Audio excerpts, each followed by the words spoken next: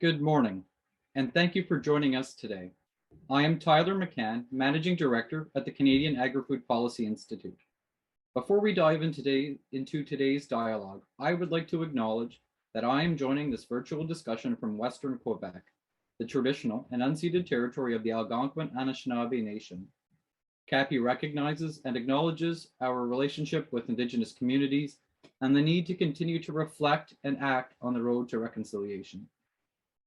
The Russian invasion of Ukraine has created increased pressure on global food systems, limiting supply and driving up prices of many key foodstuffs. However, pressure on global food systems was already significant, driven by rising demand and production challenges around the world. These global challenges require local solutions, with food producers around the world being called on to find sustainable ways to meet this growing global demand. These local solutions must work together around the world, and this is why CAPI and the Farm Foundation have come together to host a webinar that will explore current dynamics within the global food system and consider what policy solutions can be implemented in Canada, the United States, and around the world.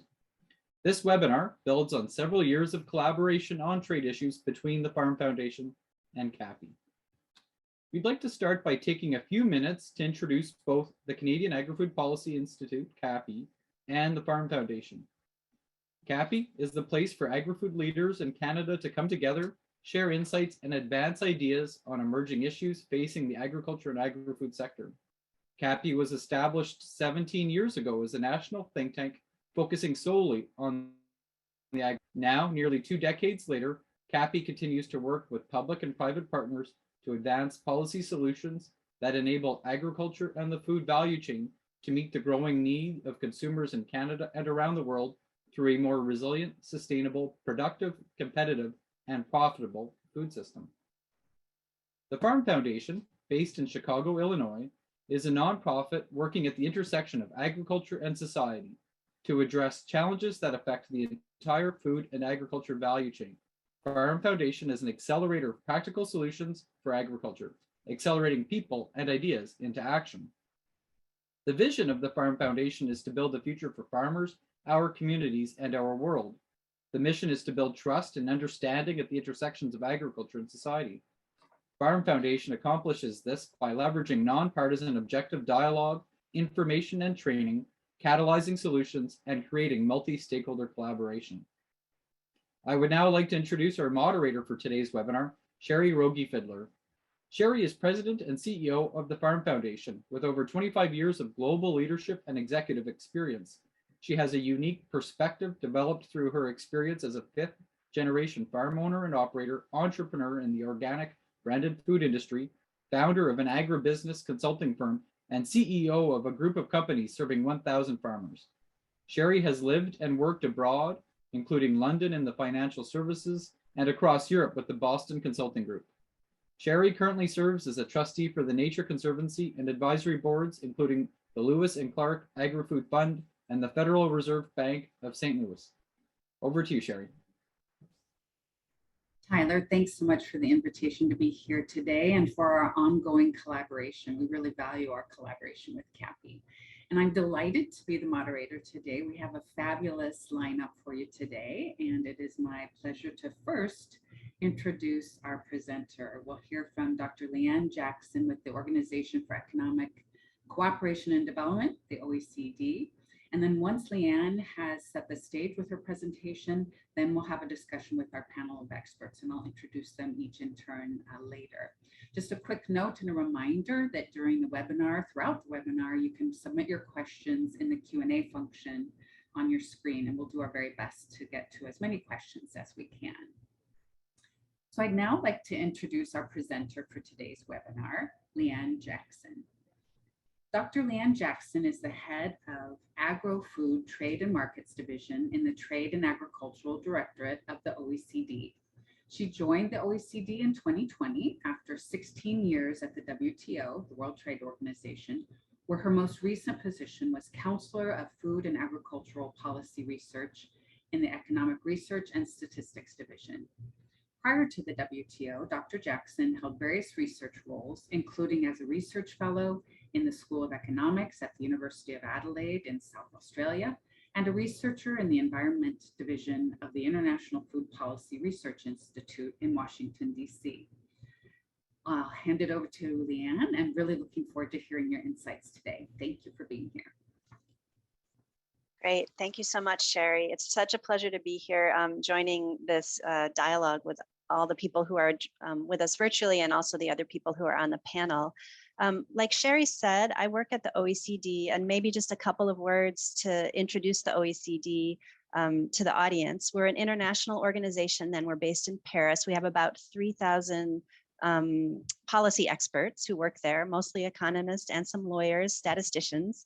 And our mission is better policies for better lives. So what we do is we try to put together data and analysis to inform policymakers, but we also participate and help convene discussions with our key member countries and other stakeholders to try to advance transformation in policy areas to make the world a better place.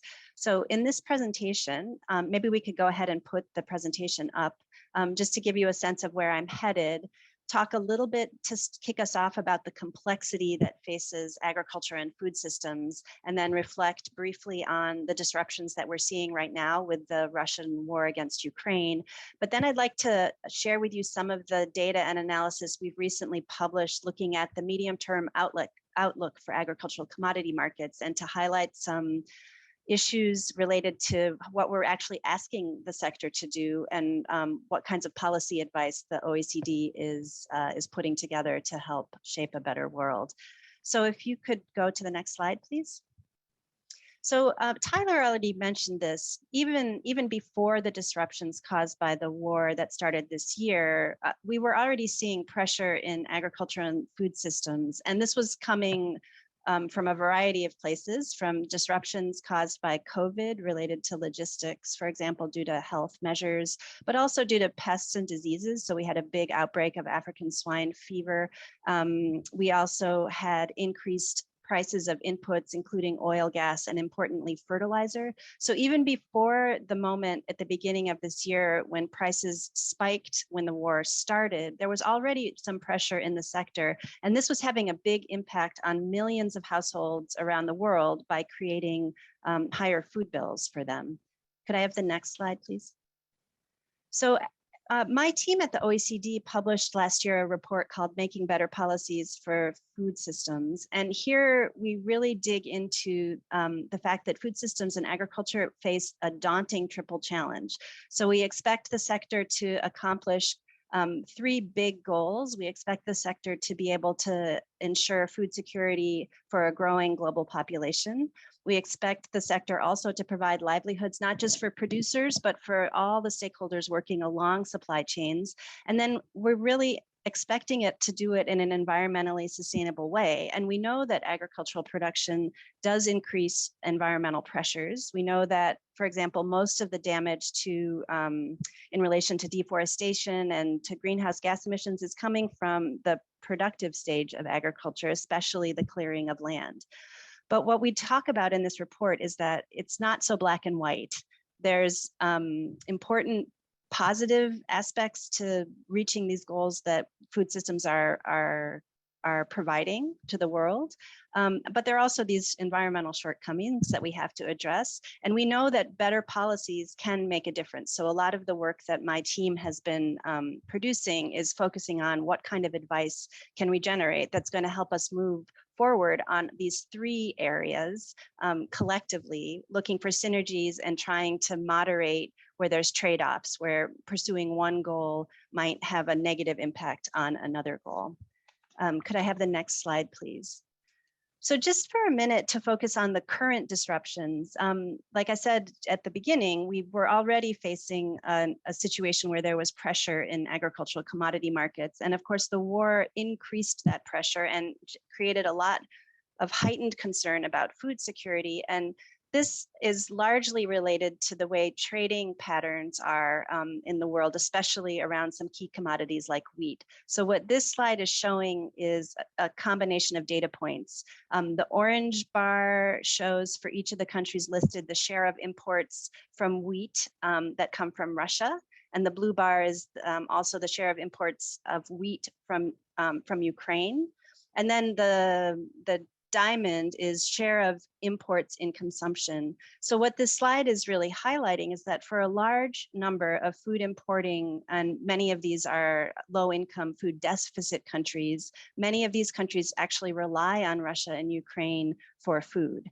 And for some of them, this is a really high percentage of their consumption of wheat in particular. So you can see here we're highlighting countries where 50 to 100% of their consumption of wheat is coming through imports from Russia and Ukraine. So of course, a disruption in the trade from these countries is going to have an impact on the food security of these vulnerable populations. And this is really on the mind of a lot of leaders right now. Next slide, please. So to dig into this question a little bit more, my team did some modeling work that looked specifically at the impact of trade disruption of the war. So here, what this slide can show you is if you look at a gradation across a reduction of Ukraine exports, starting from 0% going to 100%. If we thought we were moving to a situation where Ukraine exports would be reduced 100%, what our modeling showed was that this would lead to a 19% increase in global wheat prices. And if you layer onto that a restriction of wheat exports by Russia, and here we looked at a 50%, on the far right-hand side, it's a 50% reduction in wheat exports by Russia, you can see that the price projection, the price increase is projected to be 34% higher than what it currently is. So obviously these kinds of scenarios draw a really stark lesson in terms of how important it is to keep trade moving, and the fact that a rapid end to the war would be the best for many of the households who really depend on good trading relationships and imports in terms of their food security. So could I have the next slide, please? Now, I'd like to turn now a bit to the research that we had recently published, which is related to a series of projections that we do every year with the Food and Agricultural Organization. The publication is called the Agricultural Outlook, and what it does is it projects forward 10 years what we think the situation will be in major agricultural commodity markets based on trends that we're currently seeing in terms of consumption, production, and prices. The projections are based on modeling, but we also draw together experts to understand better what the collective consensus is about where trends are likely to take us, and we cover the world. So our focus at the OECD is to understand in detail what's happening with OECD members, and the FAO contributes modeling and projections with the remaining members that are coming in from the FAO side. We have detailed chapters for all major commodities, and this report was released just a couple of weeks ago on the 29th of June, and it has a full set of data that explains these projections. So what's important to understand about this is that it's not a forecast, it's really a projection. So we start with the data that we know right now, and then given what we think the common understanding is about the trends going into the future, we project into the future to see what that's going to tell us about consumption, production, and trade in major commodity markets. Next slide, please. So as you can imagine, there's many different kinds of results that I could share with you from these kinds of projections, and I encourage you, if you're curious, to go have a closer look at the publication. What I'd like to do is focus on the results that we got in our projections related to consumption, specifically changes in diet, projections of changes in diet, and then also to look at what we are seeing about projecting in terms of the importance of trade in terms of food security, and then to look at what our projections tell us about prices. So here, if we take a look at this slide, what we see on this slide is the per capita availability of the main food groups in calories. And on the left-hand side of the slide, you can see it with a global average. And then we break it down by income categories. So globally, what we see in our projections is that average food availability is going to increase by about 4%. And of this we see that staples and animal production will account for 70% of the calories consumed. But you can see important differences across the income groups. And in fact, what we point out from this slide is that for some countries, we're not going to see much of a change in their diet. If you look, for example, on the far right-hand side for low-income countries, which may be the category of countries where we're thinking most about food security issue, we can see average consumption increases, is projected to increase by about 5%, but most of this is coming from staples. So the composition of the diet isn't really changing for low-income countries, which has implications for food security, especially when you look at food security from a nutritional angle. For high-income countries, the per capita consumption is projected to level off. And this is because consumption is already quite high, and also because populations in these countries are already aging and sedentary, and so there's less of a pressure to increase calorie consumption. Could I have the next slide, please? So this is the good news, really. What we see when we project out 10 years is that we are projecting a declining carbon intensity of agricultural production. On this slide, you can see the blue bars are showing the growth in agricultural production per year, and the green bars are projecting the growth in greenhouse gas emissions per year. And so what you can see is that agricultural production is growing faster than greenhouse gas emissions. So that's good news, but the flip side is we're still seeing a positive contribution of agriculture to greenhouse gas emissions. The slight positive story to highlight from this slide is you can see in Europe and Central Asia, there's actually projected to be in the next decade a decrease in direct greenhouse gas emissions per year. And this is due to a projected decrease in animal production and a projected increase in yields coming from dairy herds. So while it's encouraging, the takeaway message from this slide is really more effort is needed if we want to make sure that agriculture is going to be able to contribute to us achieving our big climate change goals globally. Could I have the next slide, please?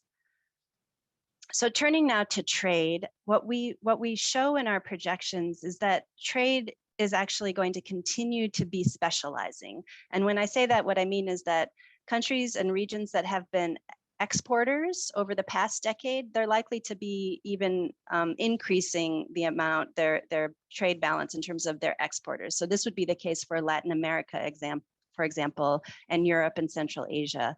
On the flip side, we have countries that have been net importing countries for the past decade, and in the next 10 years, that pattern is expected to continue. They're expected to have an increase in their demand for imports, and the categories in that category, or the countries in that category, for example, are countries in sub-Saharan Africa and South and Southeast Asia. This slide picks up on that. That's going on in the background. And what we did in this slide was to take the projections and ask the question, what share of imports are related to the consumption of food and agricultural products. So you can see that if you look at the middle of the slide, for many regions in the world, it's about 20%. So 20% of consumed calories come from imports. But there is one large region, which is the Near East and North Africa, where this is actually much higher. So it's really important for these countries in particular that we have a well-functioning trading system based on rules and transparent, because they depend on these imports to have food security, and we need to make sure that imports can move fluidly from where food is produced to where it's actually consumed. Could I have the next slide, please? Now, the slide I started out the presentation with was price trends over the past 2 years. It's also important when we're thinking about these sort of medium and long-term impacts on agricultural commodity markets to think about what the long-term trend has been. So this slide captures price trends, commodity price trends in real terms of soybeans, wheat, maize, beef, and pork. Starting from the 1960s. And you can see there's a very dramatic declining trend over the past half century, even though when you look to the right-hand side of the slide, you do see that blip in upward prices for the current period. And I explained where that came from before, from COVID, from diseases and pests, from trade disruptions, from the war. But if we project our current trends in consumption and production into the next 10 years, we're projecting a continued stabilization of prices at a low level. So the trend is, while in the short term it seems that everyone is thinking about prices, it's important to also reflect on what we know about productivity and what productivity growth is telling us vis-a-vis what the prices are going to be in the future. Yeah, could I move to the next slide, please? So in this report, this Outlook report, we also looked at the question of what would it take over the next 10 years to be able to achieve the Zero Hunger SDG objective, while simultaneously having a significant reduction in direct emissions from agriculture. And so obviously this relates to our triple challenge that I introduced at the beginning of the presentation. We want the sector to be able to both provide food security, but also to be able to do it in an environmentally sustainable way. So what we looked at here was targeting a certain level of prevalence of undernutrition. So this is how the United Nations has defined the partly defined statistics around achieving zero hunger. We looked at what it would take in terms of productivity increases to have an improvement by 10% in average calories per person per day in lower middle income countries, and a 30% increase in average calories per person per day in low income countries. And then on top of that productivity result, we asked the question, what would we need in terms of productivity advances in order to decrease greenhouse gas emissions by 6% in agriculture? And the result was that we would need globally a 28% increase in productivity growth. And this reflects a 24% increase in crop yields over the next 10 years and a 31% increase in global animal productivity over the next 10 years. And to put that a bit into perspective, the 24% number for global crop yield, that's 3 times what we have seen with productivity growth over the past decade. So obviously a lot more effort is needed in this area, and we have some policy advice that I'll summarize at the end of the presentation about how we can move towards this sustainable productivity growth that we need in order to achieve these big goals. Next slide, please. As a sister report that we produce also in my directorate, we monitor policies that countries are implementing in their agricultural sector, and we measure what's called the producer support provided by different policies in the sector. And that gives us a sense of how much support a government is giving in terms of keeping prices at a higher level vis-a-vis what the global standard would be without policy intervention. But a part of that report also does a breakdown of support across different categories of investment. And I pulled this slide because here it shows the proportion of spending that's as a percentage of the agricultural value of production on general services. And in this category, we put investments in innovation, investments in research and development, investments in extension, in biosecurity, and in infrastructure. And you can see actually that the numbers are quite small compared to what we actually probably need in terms of boosting our agricultural productivity growth in the future. In terms of the share of public support going to this kind of spending, the results from this year are not that great, because what it looks like is over the past the previous numbers that we had were saying that on average 16% of the support was going into this area, and then the more recent numbers we're seeing a reduction in that. So on average across the members that we monitor, a 13% of agricultural value of production going towards support into this area that we know is critical in terms of moving towards a sort of transformation in agriculture and food systems.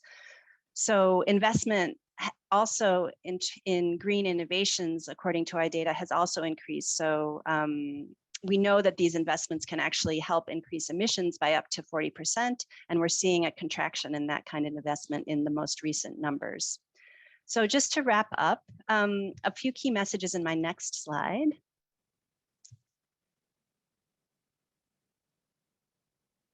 So as I've been saying, we really see that in order to have the sector move to be able to achieve these big goals, we need a substantial acceleration in productivity growth. And here, what we're recommending is that there needs to be a significant increase in investment in agriculture, the sector in general, but especially in innovation. And policies that think about how to enable knowledge, technology, and skills transfer are particularly important, because we need to make sure that these kinds of innovations can be adopted at scale, at different scales, and where appropriate based on the conditions at a local level. And finally, we need also policymakers to be thinking about packages of policies, because there's not going to be any single bullet. It takes a sort of deep understanding of the complexity of how these systems interact with each other to think about how to put the package together to get us moving in the right direction in all different fronts. A second takeaway is we also need to make sure that we have a well-functioning, predictable trading system, and it's increasingly important for food security. And this relates to open markets. So, for example, avoiding export restrictions, which we know can really increase volatility on global markets, and that this kind of volatility can have severe impacts, especially for the most vulnerable, but also through things like trade facilitation and digital tools, which help move products across borders more efficiently. We need to be investing in transparency mechanisms, because these mechanisms build trust, and we need the system in order to be robust, we need private actors and public actors to be able to trust that the relationships that they have in terms of the trading system are going to work, and that they're going to have the information they need to be able to take the decisions about how to invest their time and resources in the best possible way. And then just a note on regulatory harmonization. This, I think, is key, particularly in the area of innovation, where at times the pace of regulatory change is slower than what we see the private sector can do. So the private sector is keen to be innovating, to tackle new challenges, and the public sector is not always keeping up. So we need to think about ways to make sure that we're harmonizing regulations across diverse practices, and also how to speed up the process of making sure that regulations are fit for purpose. And then the final takeaway is we need to think about how we're working together across governments, public and private relationships, other kinds of stakeholder groups. It's only really through consultation, cooperation, coordination that we're going to be able to make the kind of institutional changes that will be required to get to these big transformations that we need. And I think that these kinds of events that we're all participating in today are contributing to those kinds of discussions. So thank you very much. And I look forward to the rest of the panel and the questions and answers. Great. Thank you so much, Leanne, for those insights and the evidence and data that will anchor our discussions, I'm sure, as we move forward. I especially valued you highlighting the complexities and trade-offs, that there are no simple solutions, and I'm sure we'll dig into some of that as we move forward. I also saw some good questions coming in, which is great, that later we'll be able to start digging into some of those, but just as a reminder to keep those questions coming for a rich dialogue later. So now I'll introduce each of our panelists individually, and they'll give some opening remarks after I introduce each one. And so we'll begin with our first panelist, Murad Al-Khatib, and he serves as President, CEO, and board member of Agri-Food and Ingredients Incorporated. And Murad founded Agri-Foods in 2001, building a Canadian startup into a global billion-dollar value-added pulses, staple foods, and ingredient company. He has been appointed to several board roles across the trade, agri-food, and economic development sectors, both within Canada and internationally. Murad is a passionate advocate of Canadian agriculture, speaking extensively on the opportunities and challenges facing Canada's agricultural sector. And I believe he's going to start with sharing just a few slides to kick off his remarks. So over to you, Murad. All right, thank you. I'm just going to pull it up here. There we go. Okay, great. Well, thank you very much. Glad to be here today. Just to kind of give a bit of context. What I'm going to try and do is give a bit of context on how North America is very key in terms of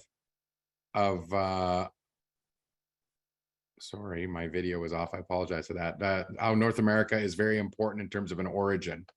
So let's just start off, kind of building on Leanne's comments. When we look at the food production targets, if we look at the quantification of the next 40 years ahead, if we look at the opportunity and the challenge, we have to produce about the same amount of food that we produced in the last 10,000 years in the next 40 years. So, kind of when we look at the agri-food market dynamics, we have kind of a number of factors that are at play here. We have the growth driver of population, of course, that 9 billion people by 2050 or even more on the new forecasts, a new kind of a focus on health, nutrition, and sustainability in markets around the world. And that's really spreading even to, less developed markets. And then we have this middle class spending, that's really driving consumption. And as middle class incomes rise, people with more disposable income in a lot of cases consume more, and they consume more protein. And that, is also one of the challenges as we continue to move forward.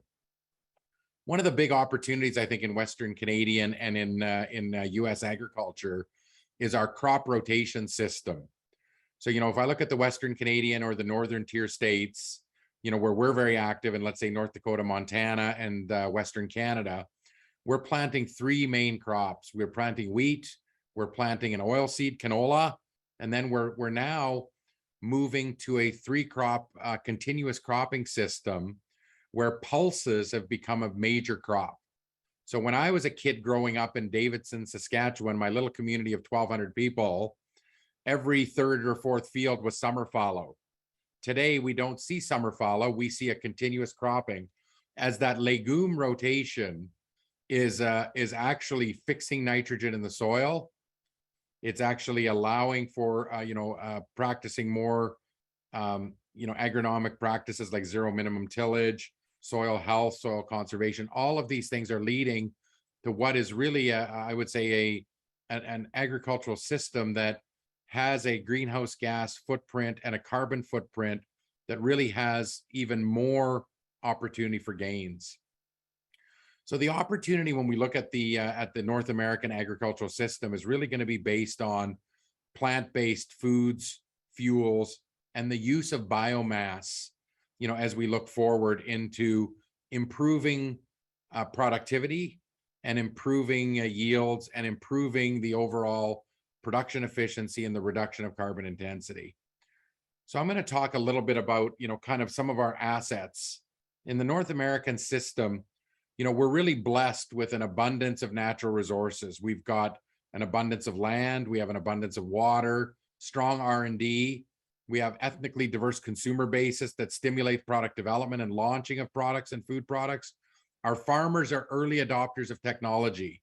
We have reliable access to capital, low pesticide use, political stability and goodwill, and really a strong primary and secondary processing sector. So really the strong building blocks exist. But we do have to acknowledge that we do have a number of barriers to growth. And if North America is going to be part of the solution of filling the gap in food security in the world caused by, different factors, including the conflict in Ukraine, we really have to develop our value chains.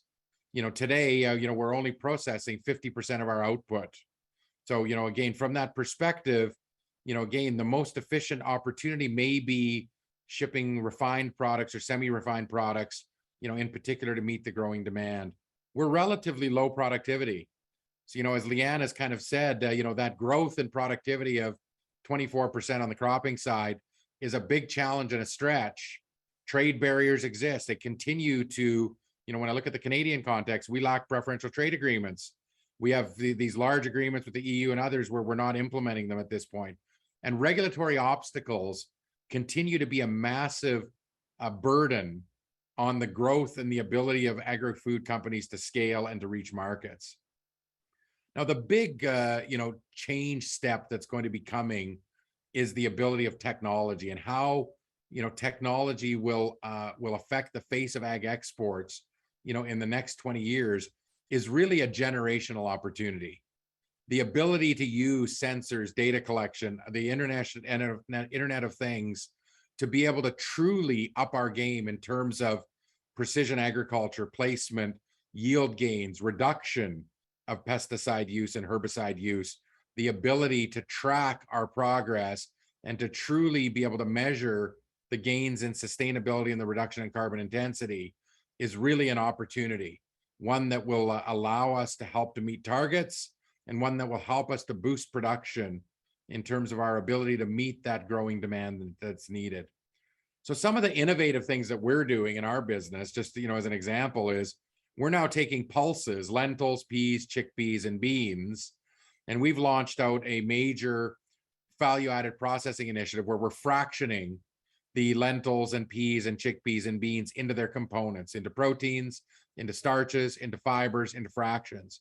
And when we look at that nutritional deficiency, many of the emerging markets of the world have a major protein deficiency.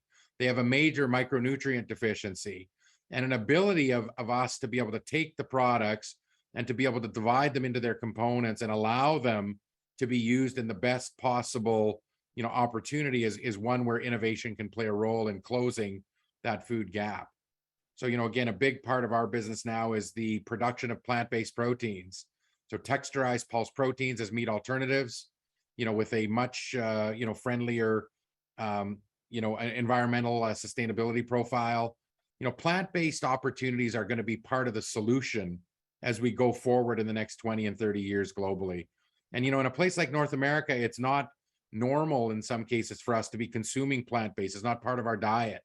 But in many regions of the world, pulses and plant-based are actually the main protein sources. So the opportunity to meet that growing demand with the population and incomes rising, plant-based crops and the ability to use them directly as strong nutrition is a great opportunity. When I look at the agriculture and the post-COVID global economy, in Canada, we've been strong advocates, and I think this really applies to North America, where, we really need to up our game in our infrastructure. We have a large land mass in North America where our production regions in the Midwest US, Northern Tier states, Western Canada are far from tidewater. So we need our governments to be looking at planned trade corridors and gateways, and digital infrastructure needs to be promoted in order to take advantage of the digitization of agriculture and the ability of the market to meet the growing demand. We need agile regulations. We need to skill and reskill our workforce, and we need to engage underrepresented groups in our agricultural sector. Women, youth, and First Nations are a priority in terms of not only finding the labor and the talent to be able to scale, to meet the opportunity and the contribution we need to make to food security. We need to have engagement of these groups. We need to capture our value added. And we do believe that agriculture has a strong potential to tackle the decarbonization of the new economy. So, whether it be, the combination of plant-based proteins, whether it be the ability to take byproducts from the processing of renewable fuels into aquaculture and protein production, these are kind of opportunities that make North America key to feeding the world. And when we look at the opportunity in Western Canada and in the Northern Tier states, there's an opportunity over the next decade where we're forecasting that agricultural production could go up in the range of 10 to 20 million tons.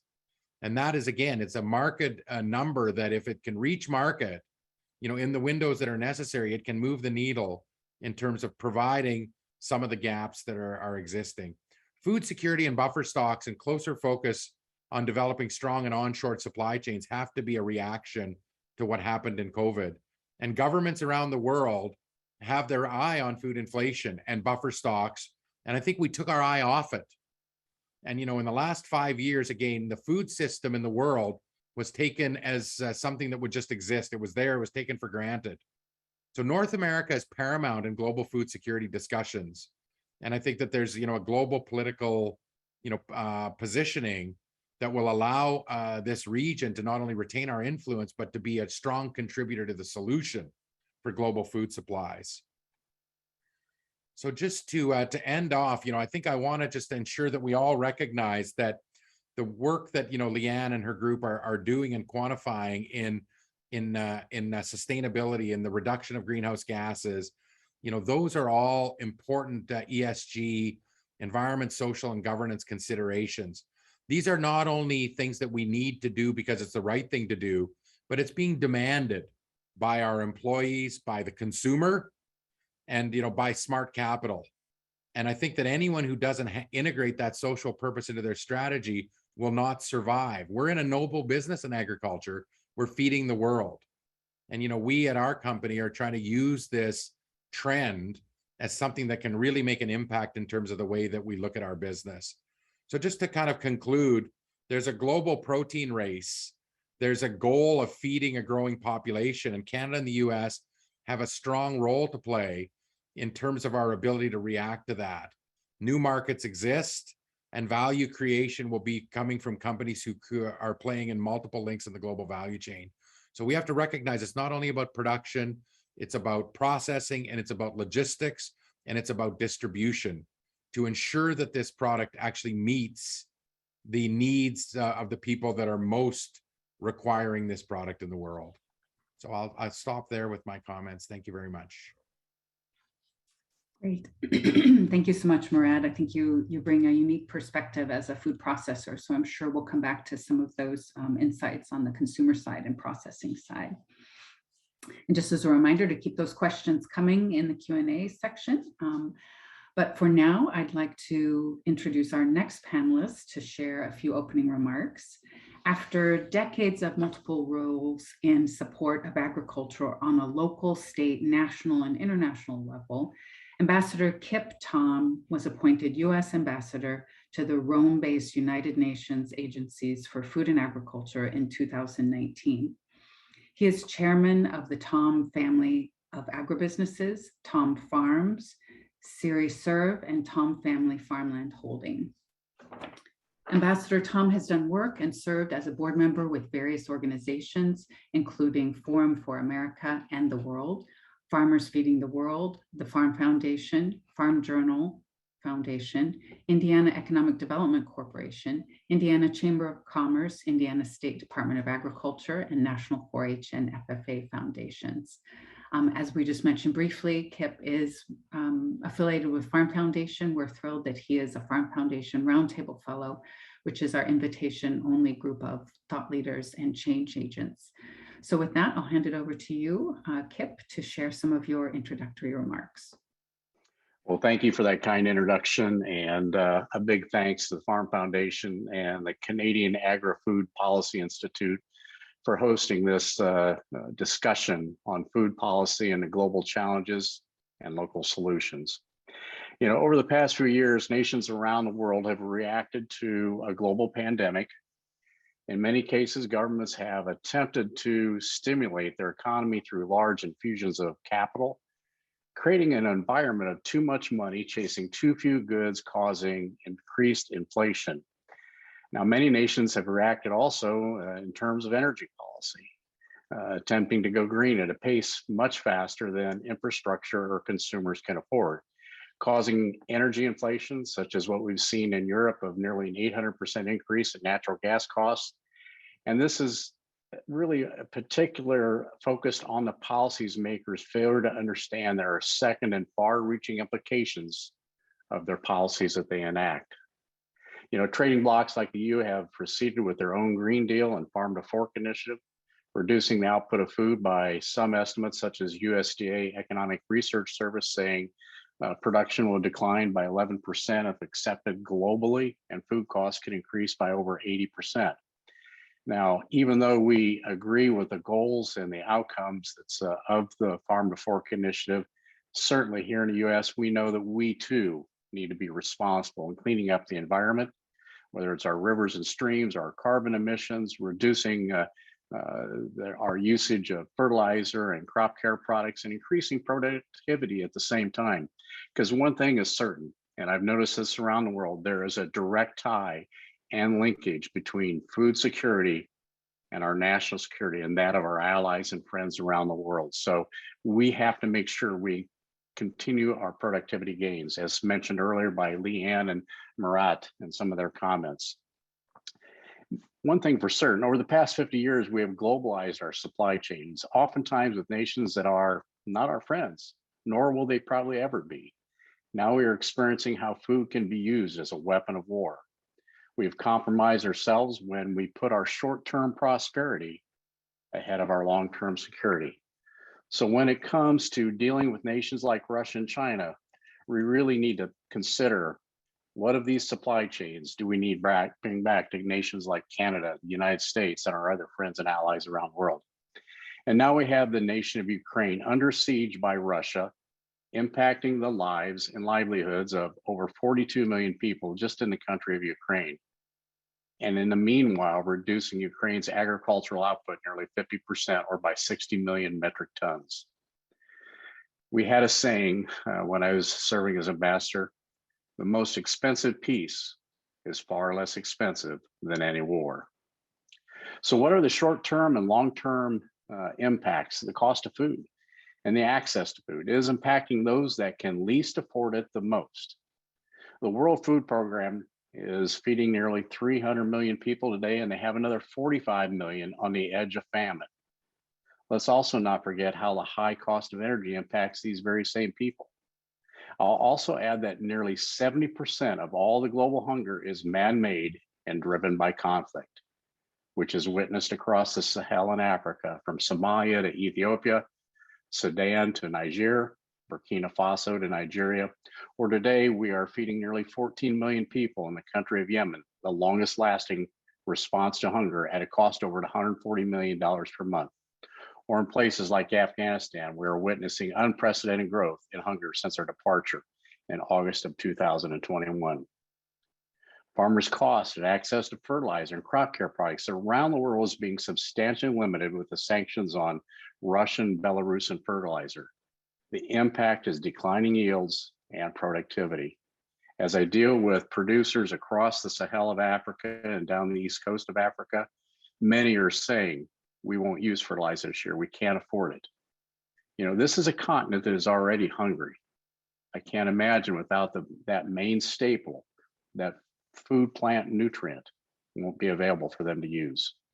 Ukrainian agricultural production will not return anytime soon to normal levels. I've had conversations with Ukrainian farmers from 1,000 acres in size to over 1 million acres in size. Some are saying after this season, we're giving up, we're moving away. You know, I can't imagine as a farmer myself knowing what they're going through right now, the access to credit, access to the resources they need, from fuel to chemistries to fertilizer to equipment parts to trucks. Right now, we're working with a number of different private sector organizations trying to move grain out of Ukraine, because we know if we do not move grain out of Ukraine, we know that these farmers won't have the ability to invest and finance next year's crop, even further worsening the world global situation on food security. So in summary, food costs will remain high regardless of an economic or of the recession that we're approaching at this point in time. So what are some of the potential solutions? Well, I think we need to make sure we have regulations that are enacted by government agencies that are reasonable, such as the EPA and USDA, that allow for resilient, durable, and reliable supply chains for food and agriculture in order to thrive. And the world counts on North America and South America and those in the ASEAN region for this stability. The time is now to bring supply chains home and to our allies and friends around the world to bring reliability to our food system. Engaging the private sector to a greater degree within the UN organizations, while also creating an economic system for private sector to engage directly while investing in the developing world.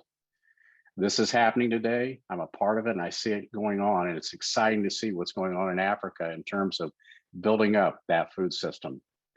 So here in the US, we need to make sure that we have a strong voice for agriculture. We have had a large number of the members of the US Senate and House that have retired from the Ag Committee, and they will need our input in shaping policy in order to keep US agriculture growing and our goals to meet that global demand. Finally, the opportunity is we have people to feed. clothe, and provide energy to. Nations like the United States and our friends and allies to North and Canada will play an ever-increasing role in establishing a reliable and durable food system that is resilient under all conditions. Once again, thank you for this opportunity today, and I look forward to the conversation. Great. Thank you so much, Kip. I hope that in the Q&A time, we can come back and hear a little bit more about why you're excited about some of the transformations in Africa. I would personally like to hear that, so look forward to that ongoing discussion. But so now I'd like to introduce our final panelist, Rick White. Rick White joined the Canadian Canola Growers Association in 2003 as the Director of Policy Development and was promoted to Chief Executive Officer in 2008.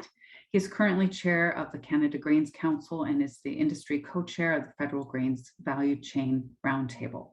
Rick is past chair of the International Agri-Food Network and past chair of the private sector mechanism to the Committee on World Food Security at the United Nations in Rome. So with that, I'll hand it over to Rick for a few introductory remarks. Well, thank you very much, Sherry. It's a pleasure and an honor to be here. Great group and great discussion.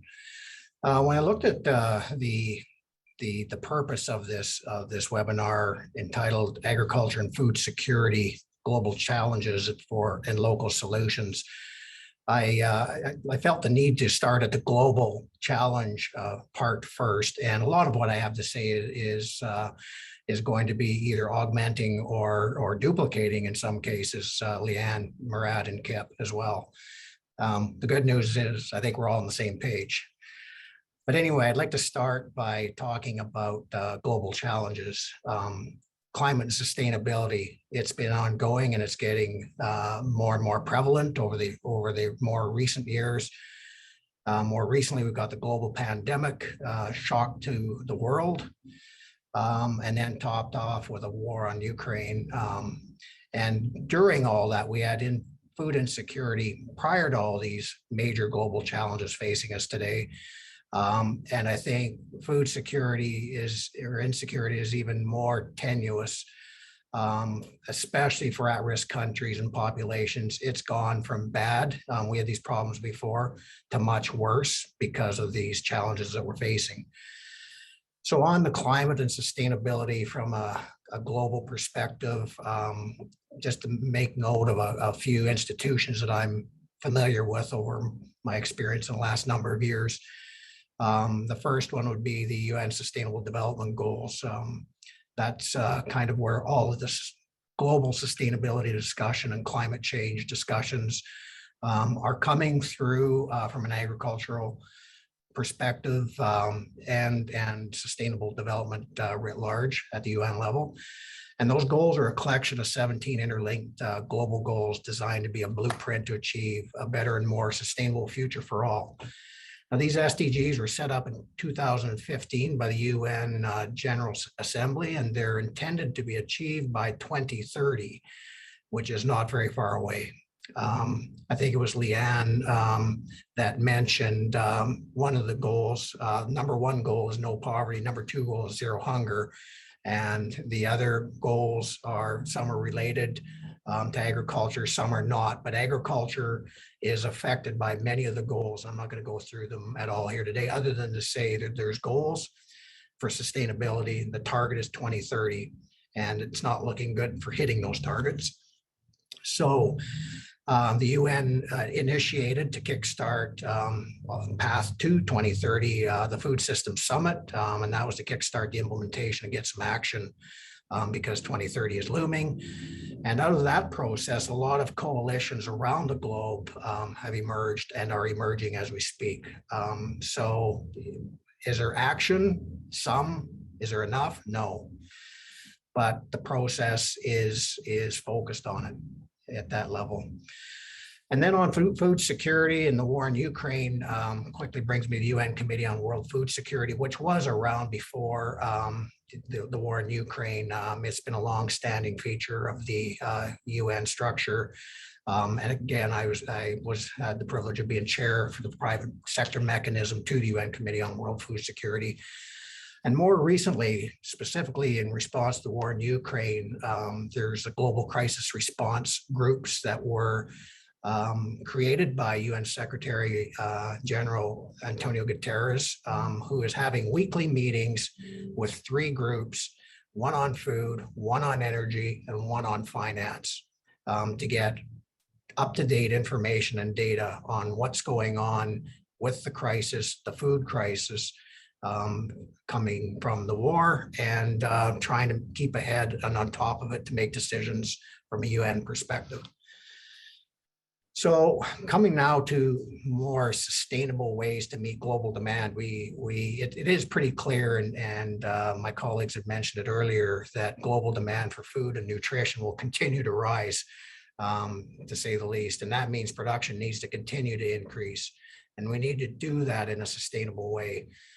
We all know that we cannot cut our way to success. We can't just cut inputs. We cannot just cut other crop enhancing practices and expect production to increase. So we can't cut our way to a success, but we do need to move forward in a more sustainable way.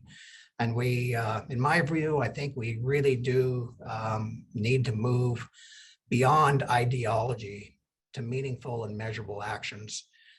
So much of my time has been hung up in the UN process, arguing ideologies, which tend to get in the way of collaboration and meaningful and measurable action. So we need to get by that. We need to get going on climate change and sustainability, and most importantly, feeding the world. And to do that, we need to innovate. There really is no one size fits all policy approach to agriculture. Farmers and countries need to make their own choices about the agricultural tools, techniques, technologies, and new innovations that are appropriate for their environment, their climate, and their local regional context. And it is critical that these tools and technologies find a clear path to market and into the hands of farmers through collaborative, predictable, and science-based approaches. And there's a lot of innovation tools, and just to name a few initiatives that won't be new to anybody, but there's regenerative agriculture discussions going on, climate smart agriculture, precision agriculture, biotechnology, of course, plant breeding innovation. That's just to name a few of innovation that can deliver some really good results if we focus on that. And there's others that I haven't mentioned as well. And of course, agriculture really does have a major role to play in environmental sustainability through agricultural practices that contribute to improved soil, water, improvement in livestock and plant health as well. So agriculture contributes to biodiversity, protection and enhancement through example of precision application of inputs and best management practices, recycling, better use of byproducts, and creating a more circular economy. So the more sustainable and efficient use of our land and sea resources will enable us to feed the expected 8.5 billion plus people on Earth by 2030. But I am optimistic that agriculture can feed the future population from a sustainable production perspective. But if we're going to succeed, we're going to have to be driven by strategic investments in future innovation. And Canada and the US are well positioned to be at the forefront of that. But we do need to increase our agriculture production to meet the growing demand, and that will require, in my view, 1, strategic and reliable access to input supplies, 2, better infrastructure and more resilient supply chains to move product to regional and international customers, and 3, predictable, rules-based open trade agreements.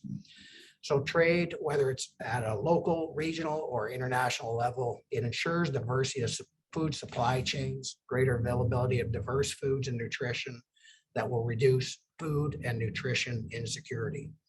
We need all countries to clear the obstacles to trade, like tariffs, taxes, and quotas, etc. And countries who need food should have the right to import food regardless of the technologies used to produce it. Philosophies do not feed people, food does. And of course, food safety is paramount in all of that, and science and evidence-based international standards in the scientific community, whether public or private, have a key role to play in ensuring this. So what policy solutions do we need here in Canada to do our part to ramp up our agriculture production and food distribution in a more sustainable way? Just a few ideas to get the conversation going. Infrastructure, particularly rail infrastructure, even highways and trade corridors need a long-term plan and commitment, and private sector and governments need to do this in partnership. We need better data collection and measurement practices on production, soil, water, and emissions, not just at the farm level, also at value added and supply chains level. And Murad mentioned blockchain in his presentation, and that will definitely have a role to play in the data that we require. Innovation in crop science, seed develop new traits, extreme weather tolerance traits, pest tolerance traits, disease tolerance traits, increased yield potential, increased efficiency of nutrient uptake. There is a lot yet to do on the biology and biochemical research and development of plants and crop science. We also need to continue to innovate in crop protection products. That is one area that we need to have in place and continue to have in place to increase production. And we need to stick to a science-based, a strict science-based approach, regulatory approach, which is critical. And our regulators must innovate their process as well to cut down on duplication and redundancy of data requirements and build more capacity for approvals and reviews, because we need them to regulate it for safety reasons, but they tend not to keep up. And I think that was mentioned earlier. We need cleaner fertilizers, greener fertilizers, but no fertilizers are not an option because we will not be able to produce at the levels that we are without it. So we need to clean up fertilizer, the production of fertilizer, the energy used in production of fertilizers, and farmers need to be better at placing fertilizers as well. Some stuff to do there. Skilled labor was mentioned across the agriculture spectrum. We need that. We need to focus on that. That's going to drive innovation as well. And long-term, we need to transform agriculture to new, cleaner energy sources, including on the farm. It's biofuels, it's electrification, it's storage of electricity. Hydrogen fuel cells, I don't know. Maybe. Miniature nuclear reactor devices, I don't know. Maybe. But we have to think about those things because fossil fuel consumption on farm is something that needs to be reviewed. And if we're ever going to get more sustainable, we have to find new sources for energy on farm and within the supply chain. So whatever we do, farmers must be engaged and consulted, especially when it comes to air, soil, and water on their farms. Economic sustainability is every bit as important as environmental and social sustainability. And we all have to remember that sustainability is a three-legged stool. I think I've covered and recovered some of the ground already, Sherry, so I'll leave it at that and turn it back to you. Thank you. Great, thanks so much, Rick. And very soon I'm going to turn to some of our audience questions. But I want to give the panelists a chance to react or respond to each other. And I may actually cold call on Leanne because since I could see all your faces, I saw your facial responses and note-taking. So any reactions or responses that you would like to share, Leanne? I mean, there's so many ways that the pieces fit together. And one thing that as I was listening, because I come at the questions usually from a policymaker perspective. And when I think about it from just a sort of government action perspective, there's a really big need also to have governments working better so that they're talking across expertise. So I work in the area of agriculture, but we have a big meeting coming up in November for our agricultural ministerials, and the theme will be climate change. So we know that we're going to need also the environment ministers to be paying attention. And then something like the question about infrastructure, that might not be sitting within the remit of the agricultural ministers' portfolio, but it's something that they, in the ag sector, you have to be paying attention to it. So I was just thinking about all the different feelers into across silos, basically breaking down those silos. Great, thank you. Any other quick responses before we go to Q&A from the audience? All right. Well, I admit as a farmer, an entrepreneur, and a change agent, I have a bias towards optimism and share innovation as a big lever like the rest of you. However, in the topic of food security, I admit that I find it very daunting and depressing to see the task ahead, and is it enough what we're doing? And especially when Leanne shared some of that data. So I'm going to push us and hope that we can get to a little more detail on some of the solutions that you see and what more can we do or what more needs to be done to push some of these solutions. But I do want to get to some of our questions here from the audience, and I'm going to start with one that was translated for me. So I'm going to start with it, and it says, to our panelists, should we aim for more food autonomy? The participant notices that when imports are favored without restrictions, competition is created, and the consequence is the closure of our agricultural enterprises, thus a reduction of world production while some countries need it. So back to the question at hand, should we aim for more food autonomy? Anyone want to tackle that one? Go ahead, Rick. Yeah, it's a great question. It's one that's been asked before, many times before as well. When it comes to food autonomy, it depends where you're talking about. And I'm a strong advocate, especially in at-risk populations, of encouraging trade to flow into those countries, not to displace local production at all, but to exist alongside local production. Because as a farmer, I know that if a hailstorm strikes my farm and I'm feeding only people within my 100-mile radius, they're going to go awful hungry. You need to diversify your food supply chains, and that includes international trade flows coming in to get not only the food and the calories you need, but the nutrition requirements as well. And I think there's room for both. We know there's room for both in North America here. I go to my farmer's market every week. I go to my supermarket every few weeks. I buy different things. I support both, and I get the diversity and nutrition and all the food that I need.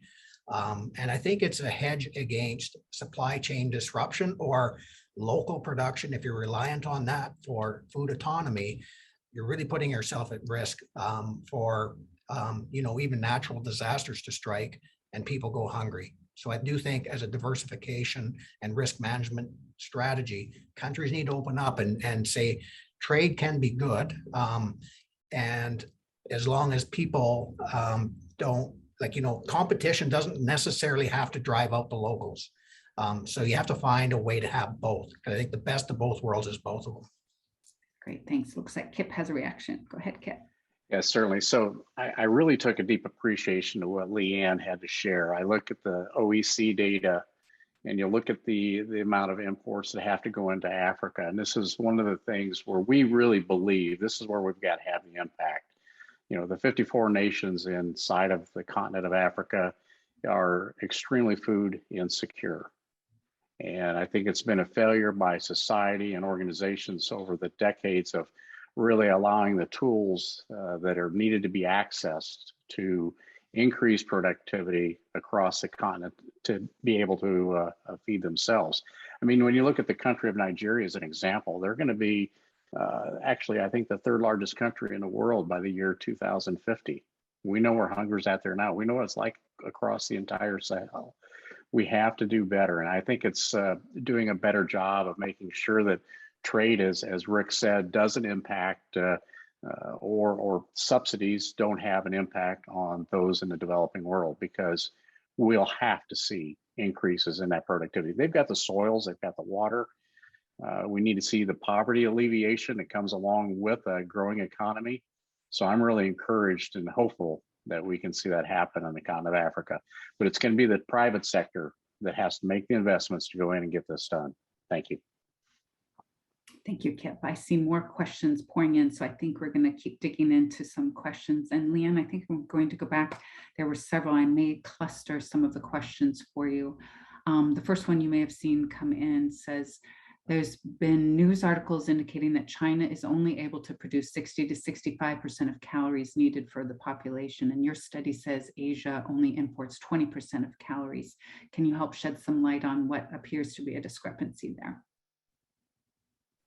Actually, in that slide, the figures were for South and Southeast Asia. And so I double checked because I saw the question come in. For China, actually, it's basically the issue is that they import a lot for feed for animal production, but they're actually really significant exporters of fruits and vegetables. And I'm blanking on the other one, but so it's sort of this balance between all the different basket of goods. And our data actually shows that they are producing up to 90% of what they need to consume, and they're importing more like 10%. But that slide didn't reflect China. It wasn't part of the regions that were in that slide. Thank you. And similarly, Leanne, you may have seen the question, if productivity growth targets are not met, will the price forecast hold that you shared? Well, so our projections, the baseline takes current trends and projects from what we see right now out 10 years. And then the scenario that I presented basically says, what's the additional effort we really need to make? So in fact, if we do nothing, I think our baseline sort of stable price projections would hold, but we would not be meeting our other big objectives. We would be failing to achieve the zero hunger target, and we would not be finding ways to have agriculture contribute to also solving some of our climate change issues. So so that's sort of the nuance around that question. Great, thank you. And then I think this one about the investment and trust was also for you, Leanne. Can you give an example of an investment that would build trust? Right. Well, so one of the collaborative efforts that OECD participates in is the Agricultural Market Information System. And it's a group of international organizations that come together to try to make sure that we have more transparency on agricultural markets, including stocks, prices, and what the projections are for production. So it doesn't sound like that big an investment, but it's quite a big investment in time, because what we do is we synthesize a whole bunch of information and we make it available in a kind of harmonized way routinely. So it's those kinds of efforts where I think more investing in transparency is just one example, but the more transparency we have in terms of what's happening in agricultural markets, the more trust we can have in terms of trusting that the trading system is going to be able to accommodate when there are these shocks happening. And we saw it was very effective, for example, during the COVID period, when there was so much disruption. That group came together and had already the mechanisms and the relationships to be able to pull the information together quickly to kind of bring down a little bit of the kind of panic concern about what would be happening, especially around food. Great, thank you. And the next question I'll have you start with, Leanne, but I want to open it up to the others because I think there's a discussion to be had around the animal protein as it relates to food security and the environment. But the question that was posed to you was, can you explain what the 31% increase in animal productivity represents? And then I'd like to hear from some of the other panelists about the role of animal protein in food security. And actually, Murad, we'll probably go to you next because I want to hear the consumer perspective and some of those tensions. But Leanne, if you want to kick us off there. And yeah, in our modeling, we model sort of productivity increases differently for the production of animals. So there it's sort of stock animals to outputs from stock animals, so to different kinds of meat, versus dairy, where it's really the yield that we're modeling. So it's kind of a different approach, and it's a little trickier than modeling the crop yields. But just to say that crop productivity is much higher than productivity in the animal sector typically. So that 31% increase that we projected is is many more times than triple. So I made the comment that the 24% increase on crop yields is three times more than what we've done for the past decade. In animals, we almost can't make the calculation because the productivity numbers that we have for the past decade are so small, or even declining in some regions. Great. And Rod, certainly, as an investor and a consumer, we hear a lot about plant protein, animal protein. What's the future hold? And you anchored some of your remarks about the consumer trends. So how do you think about this role of animal protein, plant protein, and for food security? Sherry, the very first thing that people always think about when we talk about plant-based and animal-based is it's an either-or scenario, and I don't think it is. I think that, certainly the global demand for, traditional meat protein, with the population growth and the income growth that I mentioned, are going to continue very, very strong. And, the only thing that we're advocating is that plant-based protein is, one of the solutions that are going to assist us in having an ability to have a food supply that meets that protein requirement, but also addresses some of the climate, issues that Leanne has been talking about. I think that one of our biggest issues in plant-based protein right now, and it was one of the questions in the chat, is the affordability. And again, the challenge in the affordability is really scale in the industry today. The industry has really been developed in a lot of cases, focused on a consumer base that's not the focus of what we're talking about in food security. It's about meeting a meat substitution in, let's say, the food service industry in the United States. That's not the target here. When we talk about plant-based protein, it will be, minimal processing, natural fractionation. So, we're practicing a dry fractionation that allows us to take concentrates and make texturized protein from concentrates, not from elaborate processing of isolates and, very expensive ingredients that are making up 28 ingredients on a deck to make a burger. That's not what we're talking about here. We're talking about, pulses and plant-based, proteins going into, direct consumption in traditional markets. I mean, Asia, Middle East, North Africa, again, these are need to have proteins. So, I do see that as a very big part of society's solution, and the acceptability of these products are growing quite significantly. Some of the current sectors just are, again, as Leanne mentioned, the astronomical jump to achieve the 34% productivity is likely not realistic, even with innovation. Now, that doesn't mean we won't try as industry, but at the same time, I think we have to be, realistic that there has to be innovation in other areas as well. Another area we see is growing with great potential is aquaculture. Again, the consumption of tilapia and salmon and shrimp, but then we need to look at alternative feeds. Currently today, there's a lack of fish meal available. The alternative has been South American soybeans, which again are a very major deforestation, issue, when it looks at the environment side. Canola protein, we believe, is going to be a very big opportunity, whereby we can look at canola protein concentrates, and we can direct the growth in the crushing industry that we're seeing in North America into a much more sustainable aquaculture production, to meet the growing need for fish and for seafood that we're seeing around the world. So it's not only plant versus animal, there's a lot of interacting factors here. Agree. And I think we could have a whole session on the future of animal and plant proteins and food security, but I'm going to push us on. We have about 5 minutes more for questions, and I want to really get to some more of these. I'm going to take a couple that were translated here again for me. I wish I spoke French so that they didn't have to be translated, but here we go. So the question is, provincial governments in Canada, such as Quebec, have encouraged local agriculture in response to problems in the food supply chain related to the pandemic. Is this approach contradictory or complementary to the needs of global food security? And I think we could also take that from the US perspective, but would someone like to share from a Canadian perspective?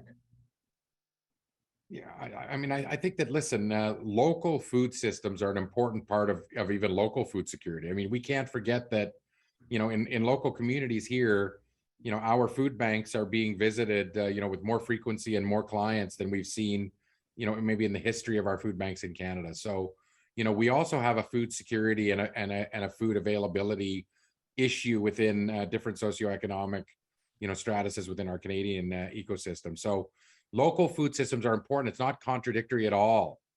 I think that you're ultimately going to have local food systems. Where we're really looking to focus is the gains in agriculture that we're going to be seeing, as we're saying, quantifying 10, 15, 20 million tons of additional production. Those need to get to market in the world.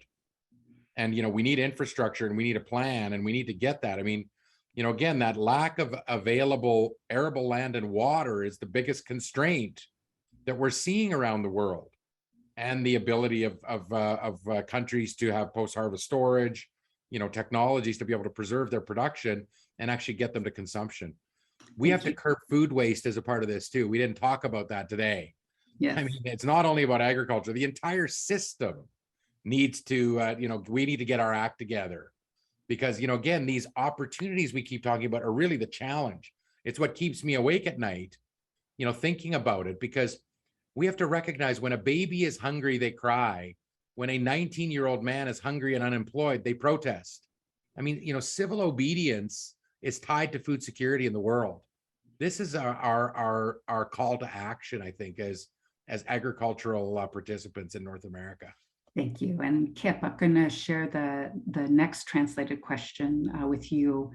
And it says, what can Canadian and American logistics expertise do to assist right now in getting 20 million tons of stranded Ukrainian grain to market positions for export? Probably not through Odessa, but other European export outlets. Can you kick that one off for us? Certainly. So I'm involved with that most every day. And, obviously we don't feel that there's any clear pathway to see anything happen out of Mykolaiv or Odessa in the near future. And so we're leveraging the Danube. There's actually some logistics professionals over there that have produced a concept paper, and that is now in position. And they're actually moving Ukrainian grain out. Now there are hurdles that we need to cross. I mean, it comes down to the other day we had a 35-mile backup, and it's been that way for several months for trucks just trying to get into the EU, to get into unload their trucks onto a barge to go down the Danube to go to the Port of Constanta and cross-load over onto a Handymax vessel. You've got the grain harvest coming in other European nations right now, so the system's clogged up. You've got grain storage within the interior of Ukraine that is full. So what do you do with your winter wheat crop, your spring wheat crop, your winter barley and spring? And a few people planted corn this year, soybeans, sunflowers, and canola. So it's a big challenge trying to get that grain out. We've tried to leverage the private sector to be more engaged. The ABCD companies. Recently, I was in Geneva, Switzerland, spoke to the Black Sea grain traders group at GrainCom, and I can tell you they want to be engaged, but at the same time, there's a lot of risk with being engaged. It's trying to get insurance to move, whether it's trucks, barges, or vessels. And so it's a big challenge, but right now, a lot of the farmers' income is being consumed by freight costs to get it out of the country. So what can Canada and US do? We need to encourage those companies that are from our nations that have a role in Eastern Europe, that have the access to resources such as rail, barges, trucks, storage infrastructure in neighboring countries, to get engaged in the conversation. Feel free to contact me. I'll link them up with the people that are making this work. Thank you. Great, thank you. And I'll see if I get in trouble with CAPI for doing this, but I want to do lightning round to wrap up today. And I'm going to kick off with Rick. So I want you to say, are you an optimist or pessimist? And one sentence for why in terms of food security. Go for it, Rick. I'm an optimist because I think why I'm an optimist is because I believe that truly the world is focused on these problems. And when the world focuses on these problems, they tend to get resolved. It's going to take a lot of time, effort, and resources. It's a big problem, but I'm optimistic. Great, thanks. Murat, one sentence, optimist, pessimistic, and one sentence. Why? Optimists, one step at a time. Gotcha. Great job. Leanne. Optimist. I think these kinds of dialogues and the way people are coming together to problem solve and identify really concrete actions are what are going to help us get to a better place. Wonderful, thanks. And Kip, you get the last word. I'm an optimist. There's the demand, and then we're from an industry that made up of doers, people that put their heads together and get things done. We don't just talk about it, we get it done. And so I'm really optimistic about demand and people like this in a conversation, trying to figure out what the solutions are, going home from here today and taking action. Thank you. Great, thank you. And I, as I said, am an optimist, but I would love to go immediately into a working group session where we can start tackling some of these with actions, but hopefully we can have a follow-on session on that. And with that, thank you to all of our wonderful panelists and to the great questions from the audience. Really appreciated that. And with that, I will hand it back to Tyler at CAPI. Thank you, Sherry. No issues with that rapid fire round, given that I'm going to offer my thoughts on this too, in that I'm an optimist because I think a lot of these issues around productivity and increasing production have been known within agriculture for a long time. Again, it's been talked about the need for better regulatory investments, better infrastructure investments, and hopefully we're in a situation now where more people are recognizing the need for government, for the private sector, the public sector to work together to find solutions. And I think that this is a good opportunity for the world to deliver better outcomes that hopefully will get us to those productivity numbers the OECD is saying we need to get at. Thank you again, Sherry. Thank you to all of the panelists. Again, this was quite an enjoyable dialogue given the frightening topic and what's at stake with all of this. We look forward to seeing you all again at future CAPI and Farm Foundation events. We both have a variety of different webinars coming up later this month. CAPI will reconvene on Thursday, the 14th, for a webinar looking at challenges and opportunities facing entrepreneurs and policy recommendations that can support small-scale food processing in Canada. You can join the Farm Foundation next Tuesday for a farm forum looking at growing consumer demand for environmental impact reporting.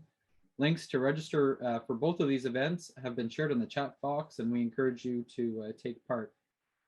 Again, thank you much, everyone. You will get a registry link rather to a recording of this event. We encourage you to take it and share it and to further the dialogue with all involved. Thank you very much, and have a great day.